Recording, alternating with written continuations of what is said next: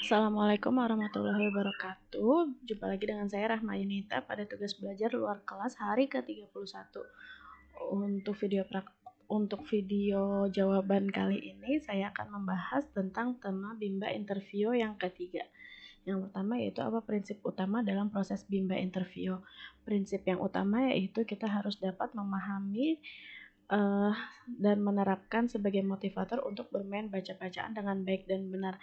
Jadi kita harus dapat memahami, mengetahui, dan memilih prioritas serta melaksanakan prioritas utama di mana prioritas kita adalah untuk membimbing minat baca dan belajar anak melalui kegiatan bermain baca-bacaan.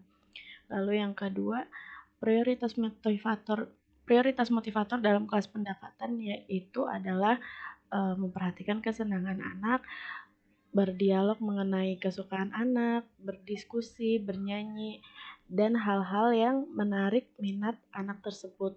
Lalu yang ketiga, durasi dalam kelas pendekatan dilakukan selama 5 menit dalam 3 kali pertemuan melalui video call. Jadi per pertemuan itu paling tidak kita dapat berdialog dan berdiskusi dengan anak selama 5 menit.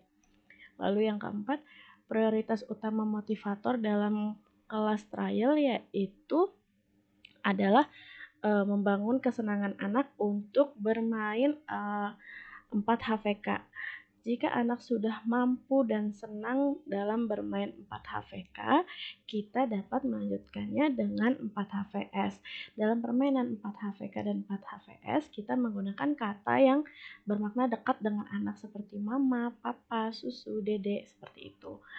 Lalu yang kelima, durasi kelas trial dilakukan selama 15 menit per pertemuan dan dalam seminggu kita melakukan 3 kali pertemuan dengan waktu yang terjadwal.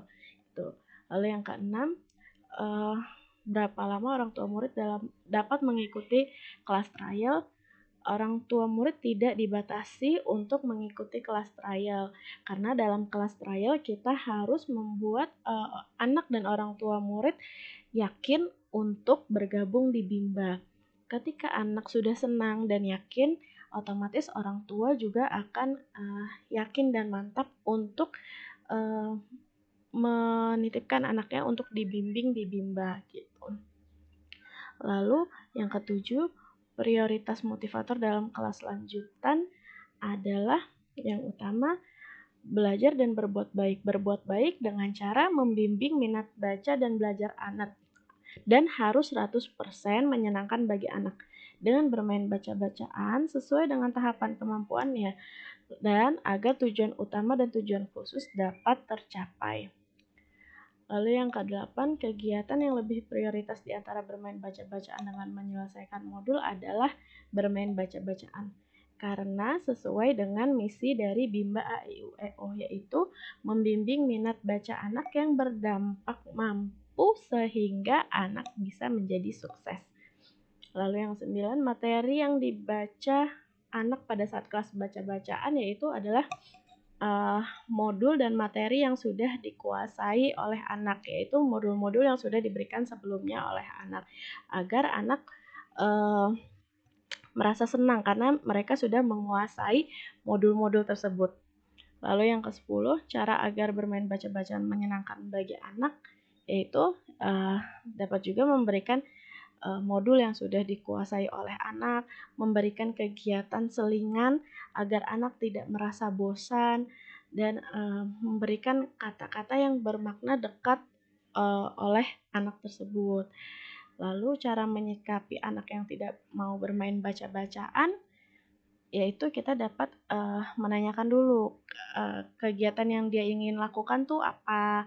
Ketika mereka sudah mengutarakan kemauannya, misalkan mereka saya mau tulis bu, nggak mau baca dulu. Oke, kita ikuti dulu kemauan anak, kita suruh mereka menulis. Oke kakak, ya sudah nggak apa-apa, sekarang kakak tulis dulu ya. Nanti ketika sambil menulis kita dapat misalkan menanyakan dan melakukan dikte 4 HVK atau 4 HVS. Ketika anak sudah senang, lalu kita dapat mengalihkannya lagi untuk bermain baca-bacaan. Oh kakak sudah menulisnya, wah bagus, rajin ya kakak.